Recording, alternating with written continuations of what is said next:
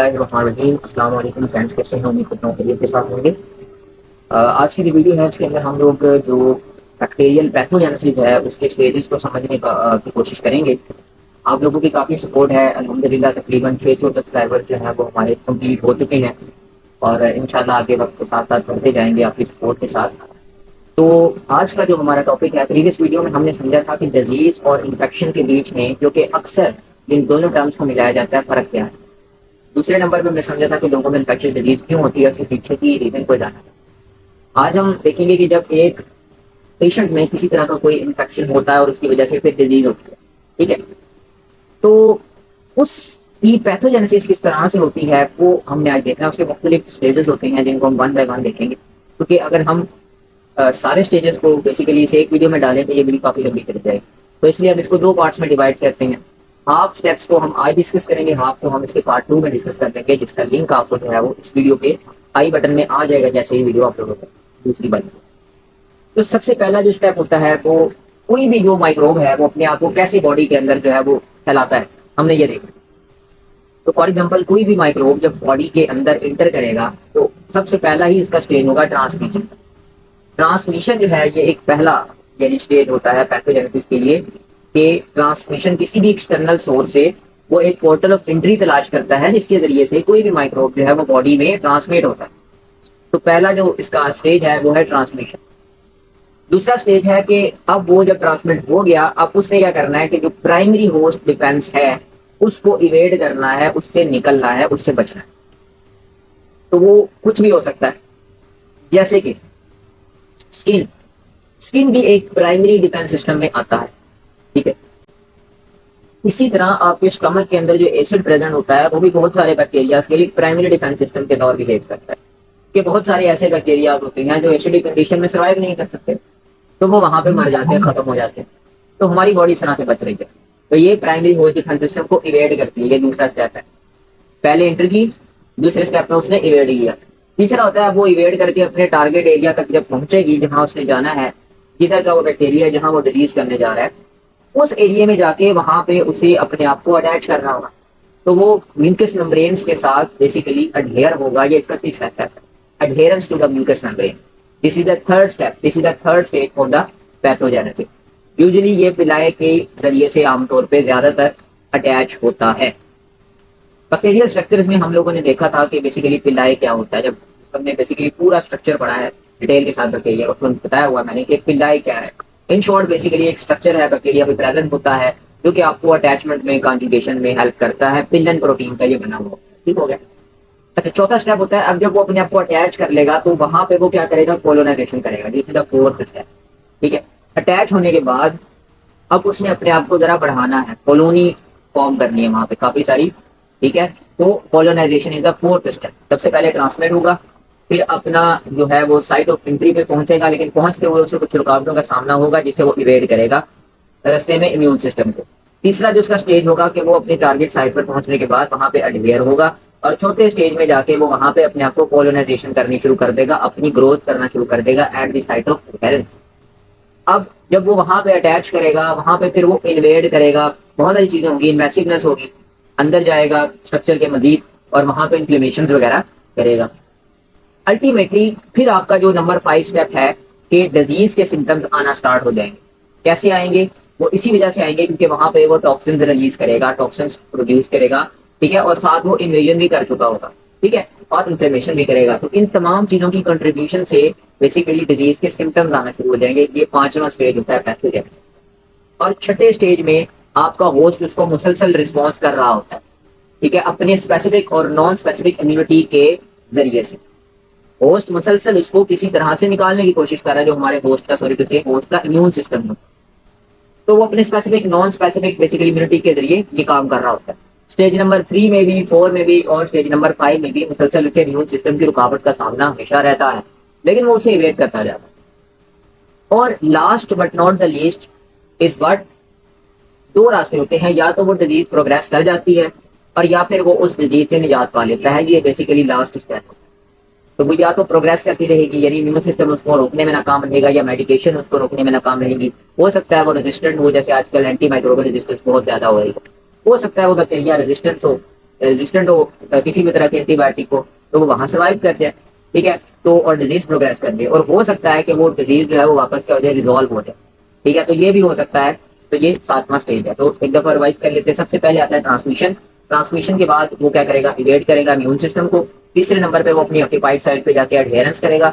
चौथे नंबर पे वो जाके क्या करेगा, अडहेरेंस के बाद वो कॉलोनाइज होगा। कॉलोनाइज होगा फिर वहां पे डिजीज के सिम्टम्स लेकर आएगा। कैसे लेके आएगा, वहां पे इन्वेजन करेगा, इन्फ्लेमेशन करेगा, इनके जरिए से टॉक्सिन प्रोड्यूस करेगा। फिर इस तरह से वो क्या करेगा, डिजीज के सिम्टम्स ले आएगा। फिर साथ ही साथ जो है वो अपना रिस्पॉन्स जो है वो मरीज शो करता रहेगा और लास्ट पे डिजीज या तो रिजॉल्व हो जाएगी या उसकी प्रोग्रेशन हो जाएगी, वो फैलती जाएगी।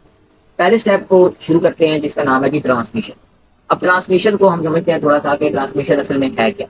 ठीक, अब ट्रांसमिशन जो है वो बहुत सारी इन्फेक्शियस डिजीज की जो ट्रांसमिशन है वो ह्यूमन टू ह्यूमन होती है, यानी एक इंसान से दूसरे में ज्यादातर ज्यादातर कह रहा हूँ ह्यूमन टू ह्यूमन होती है। लेकिन जो इन्फेक्शियस डिजीज है वो बेसिकली नॉन ह्यूमन सोर्स से भी आपको यानी ह्यूमन में आ सकती है, जैसे कि मट्टी से।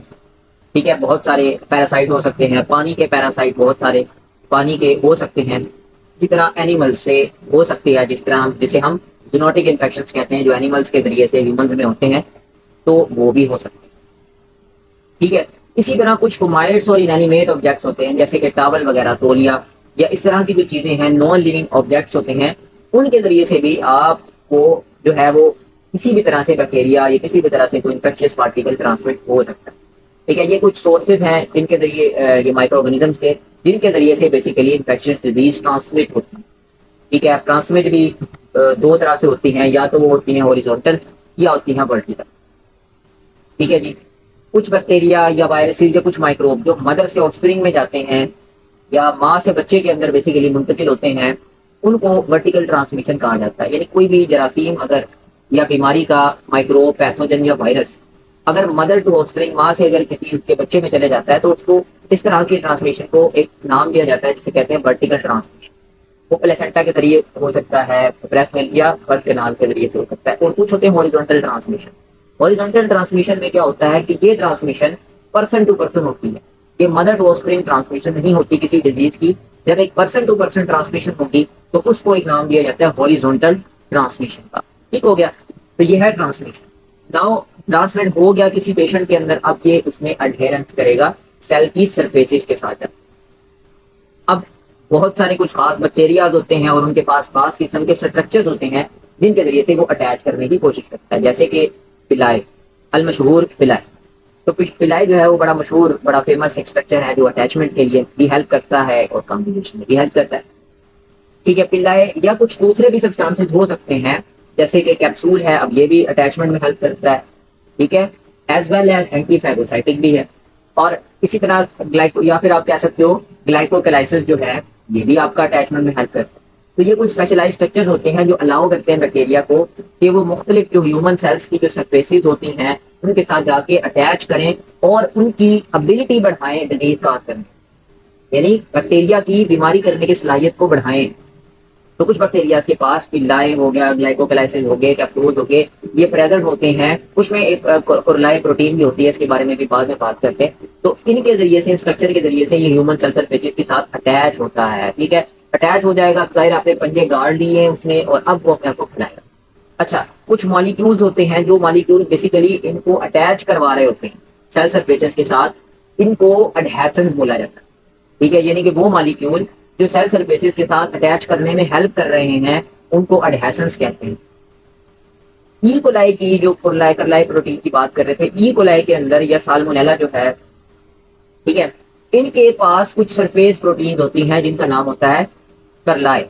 ये करलाई या करली जो प्रोटीन होती हैं, ये साल्मोनेला या ई कोलाई के सरफेस के ऊपर प्रेजेंट होती हैं।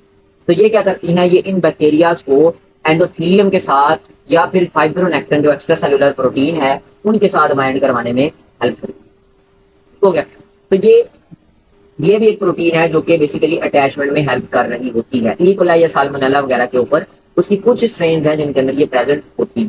ठीक है जी, तो अभी तक हमने ये देखा कि ये अटैच करती है, ये पिल्लाई के जरिए से अटैच करती है, ये ग्लाइकोकलाइसिस या कैप्सूल्स के जरिए से अटैच करती है, जिससे उसका डिजीज काज करने की एबिलिटी इनहैंस कर जाती है। फिर क्या होता है कि जब बैक्टीरिया अडहेयर कर लेता है एक एरिया के ऊपर, ठीक है, तो वहां पे वो एक बायोफिल्म की फॉर्मेशन करता है। बायोफिल्म क्या होती है? ये बेसिकली प्रोटीन्स की, पॉलीसेकेराइड्स की एक लेयर होती है, एक तह होती है, जो कि बना लेता है बैक्टीरिया अपने ऊपर, जिससे क्या होता है कि वो, आप इस तरह इसको समझ सकते हैं कि वो हमारे डिफाइन निज़ाम से छुप जाता है उसके पीछे। ठीक है, यानी अपने ऊपर एक परत या लेयर, एक तह बना लेता है और उस तह के पीछे छुप जाता है, जिससे वो हमारे इम्यून सिस्टम को चकमा देने में कामयाब हो जाता है। तो जब बैक्टीरिया जो है बेसिकली अटैच करता है, तो उसका सेकंड मिशन क्या होता है कि उसने एक बायोफिल्म की फॉर्मेशन करनी होती है अपने ऊपर। इस डायग्राम में आप जैसा कि देख पा रहे हैं कि दांतों के ऊपर यहाँ पे आपको वाज़े तौर पर दिख रहा है एक बायोफिल्म बनी हुई है, ये एक तह व्हाइट कलर की बनी हुई है। तो ये बैक्टीरिया ने अपने ऊपर चढ़ाई है। क्यों? क्योंकि बैक्टीरिया होस्ट के इम्यून सिस्टम को चकमा दे सके, इसीलिए उसने अपने ऊपर एक बायोफिल्म बनाई हुई है। ठीक है, ताकि वो उससे प्रोटेक्टेड रहे। ठीक हो गया। इसमें पॉलीसेकेराइड और प्रोटीन्स होते हैं। इन नेचर ये पॉलीसेकेराइड और प्रोटीन्स की बनी हुई होती है। ठीक है, अब बायोफिल्म जो होती है, ये जैसे कि मैंने दिखाया, ये आपके नेटिव स्ट्रक्चर्स के ऊपर भी बन जाती है और कुछ हम आर्टिफिशियल जो बॉडी के अंदर लगाते हैं उनके अंदर भी हो जाती है। जैसे कि कैथीटर लगाए जाते हैं, तो कैथीटर्स के अंदर भी बायोफिल्म बाज़-औक़ात बन जाती है। इसी तरह बाज़-औक़ात कुछ प्रोस्थेटिक जॉइंट या प्रोस्थेटिक हर्ट वाल्व होते हैं, जिनके अंदर भी बायोफिल्म की फॉर्मेशन बन जाती है। ठीक है, लेकिन जैसे मैंने कहा, नेटिव स्ट्रक्चर जो है बॉडी का, आपका ओरिजिनल जो नेटिव स्ट्रक्चर है, उस पर भी बनती है। जैसे कि टीथ के ऊपर मैंने बताया, या फिर हार्ट वाल्व, जो दिल के वाल्व हैं, उनके ऊपर भी बाज़ औक़ात बायोफिल्म बैक्टीरिया फॉर्म कर लेता होता है। तो ये बैक्टीरिया जो है इस बायोफिल्म के जरिए से मुख्तलिफ किस्म की एंटीबायोटिक्स या इम्यून सिस्टम के जो सेल्स हैं उनसे बच रहा होता है। मेनली आपको पता है जो न्यूट्रोफिल है उनसे बचने की कोशिश कर रहा होता है। ठीक हो गया। तो ये दो चीजें जो थी आज हमने देखी थी। इसके बाद नेक्स्ट आता है इन्वेजन, इन्फ्लेमेशन, ठीक है, और इंट्रासेलुलर सर्वाइवल। नेक्स्ट वीडियो में हम लोगों ने ये देखना है कि जो कि एक बैक्टीरिया होता है वो किस तरह से अब अपने आप को प्रोटेक्ट कर लेता है। अब उसने अंदर जाना है स्ट्रक्चर के, ठीक है, जिसको उसने डैमेज करना है, तो कैसे वो इन्वेड करता है, कैसे वहां पे जाके वो इन्फ्लेमेशन करता है, और किस तरह से वो ये मुमकिन बनाता है कि अब वो अगर सेल के अंदर चले गया है तो अपना सर्वाइवल कैसे मुमकिन बनाता है, अपने आप को कैसे वहां पे जिंदा रखता है, इंट्रासेलुलर सर्वाइवल कैसे कर पाता है। इसको हम नेक्स्ट वीडियो में देखेंगे, क्योंकि इसमें ज्यादा डिटेल चाहिए। और इसके बाद हमारा सिर्फ हम टॉक्सिन प्रोटेक्शन को जो है वो एक अलग वीडियो में डिस्कस करेंगे, और फिर हम उसमें ये भी देख लेंगे कि किसी ऐसा क्यों होता है कि एक ही जो बेसिकली बैक्टीरिया है वो डिफरेंट डिजीजेस करता है। ठीक है, यानी है एक ही नेचर का बैक्टीरिया है, वो डिफरेंट डिजीजेस कर रहा है। तो ये इसकी वजह क्या है, इसको हम देखने की कोशिश करेंगे फिर इंशाल्लाह नेक्स्ट वीडियो में। तब तक लेते हैं, बहुत सारा ख्याल रखिएगा। आपके काफी तेजी से सब्सक्राइबर बढ़ रहे हैं, दोस्तों आपको मजीद मंजीद करना है। तब तक इतना ही, अपना बहुत सारा ख्याल रखिए। अगर आपके जेल में कोई इससे रिलेटेड क्वेश्चन आता है तो कमेंट सेक्शन में जरूर पूछेगा। तब तक इतना ही।